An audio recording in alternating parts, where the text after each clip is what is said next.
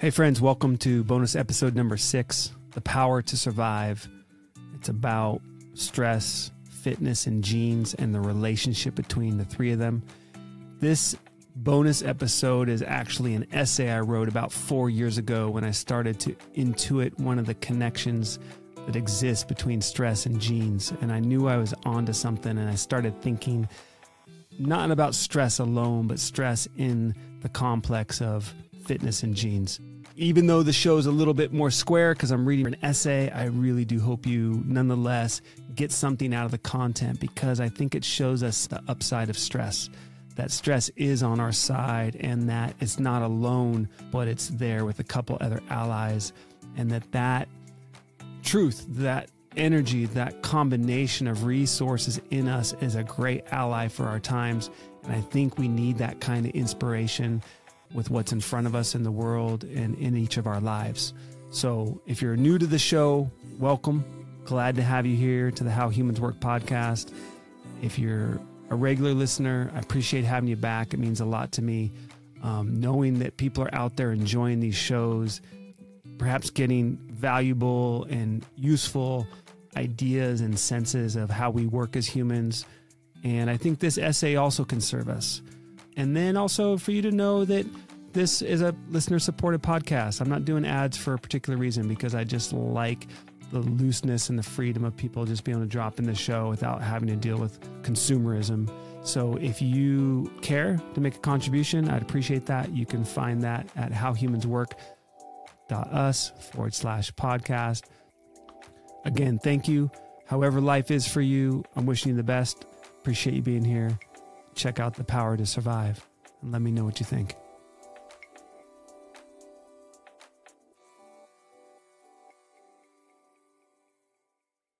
The stress response's primary function is to aid us in times of increased or extended need.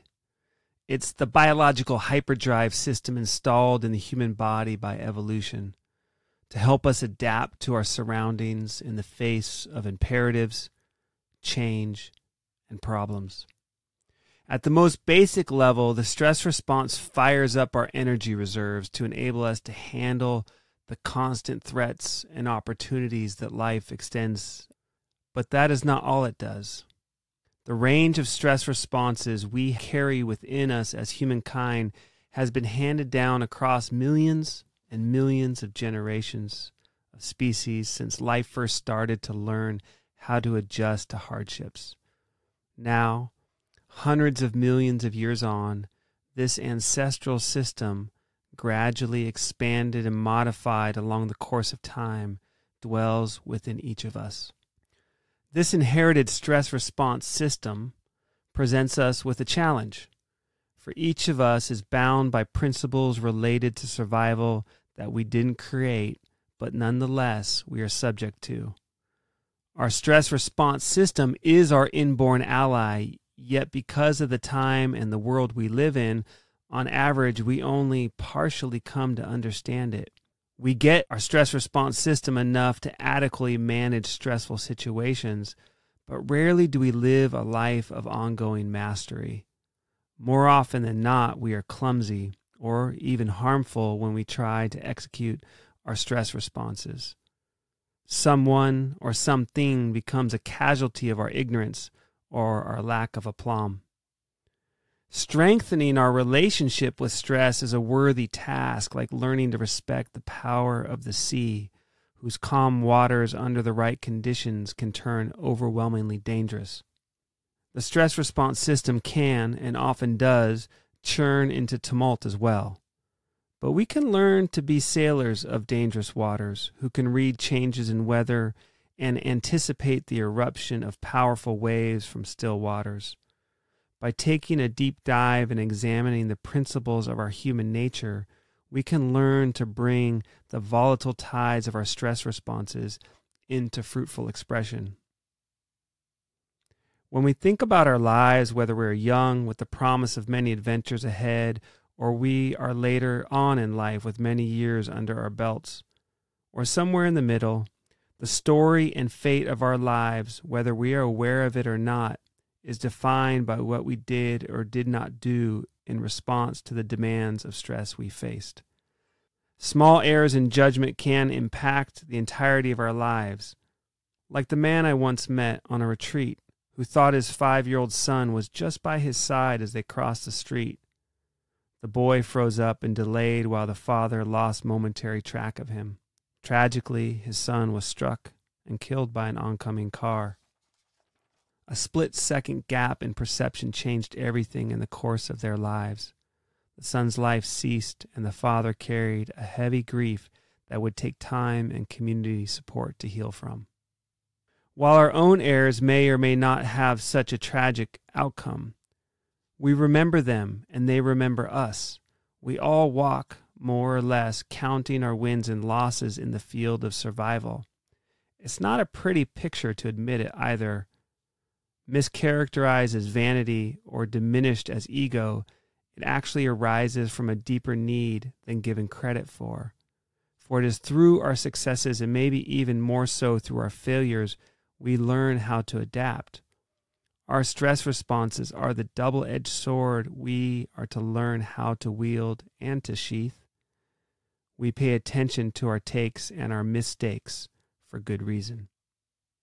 Yet, if we get less myopic about stress for a moment, we can see that the stress response system, vitally important as it is not the only way in which humans and other animals are able to adapt. After years of thinking about stress, one day it dawned on me that stress's adaptive function exists on a continuum that also includes fitness and genes. In fact, our stress response system, our fitness, and our genes are like a 3-layered system that interacts with one another to support individual as well as collective survival. They are facets of an interconnected web of biology that express themselves across time periods, influencing our nature and the capacity we have to adapt, and ultimately the terms of our fate. In other words, our stress response system, fitness, and genes are all playing on the same team, the team of survival. And much like water has 3 different states, gas, liquid, and solid, so too do these adaptive capacities of our bodies exist at 3 different levels. They all support us with evolving conditions, even as their expressive states and ways of helping vary between them. In this aquatic metaphor, our acute stress responses arising from our stress response system are the steam. Stress responses, like gas, tend to be highly mutable and quick-acting, helping with short-term adaptive needs. Normally, they last seconds and minutes in high-intensity situations like life and death and other high-consequence circumstances. Stress responses can also last for hours, days, and weeks in lower-intensity events. It is not difficult to see the ribbon that ties stress responses to our fitness. Repeated exposure to stresses builds readiness in the body, mind, and spirit. Anytime we begin some new endeavor, the demands are often extra stressful. That is, until we attain a level of fitness that normalizes it. Consider the way in which new recruits get welcomed into the military. Boot camp is a prolonged encounter with physical and psychological stressors. Over the 2 to 3 months, enlistees find the level of basic military fitness needed to adapt to the demands that come with service. Most of us also understand that unrelenting stress responses work against our fitness. When we are locked in a chronic state of stress and the cascades of increased energy demands persist as we tunnel into our pressures without recovery, it takes a noticeable toll on our fitness. How we think, move, eat, and feel become less durable. Without the needed breaks for restorative processes and the negative downstream effects of chronic immune activation and inflammation, our resilience diminishes. We can handle less, and burnout is a real possibility. Fitness, then, is impacted by constructive and destructive exposures to stress. Simply understood, we are strengthened by challenges and diminished by overwhelm or indifference. In common health parlance, use it or lose it is the way we phrase it. Fitness will change depending on conditions, or rather, fitness is a consequence of our conditioning. If we are conditioned in our bodies to sit in chairs, working at computers, day after day, month after month, year after year, but on vacation, our mind still thinks it can take up kite surfing on a whim, then the joints and sinews of the body might be painfully surprised by how unfit it is for such fun. Taking it a step further, our current level of fitness is the water of our adaptive triad. Fitness isn't simply a readout on how physically toned we are. It is how capable and adaptive we are to survive in our particular conditions. High fitness indicates a strong match between what we can readily do and what it takes to creatively endure our environments. The impact of our fitness is more substantial than letting off steam through a stress response. And yet, fitness is not as solid as the force of our genes are, which steady the ship across generations.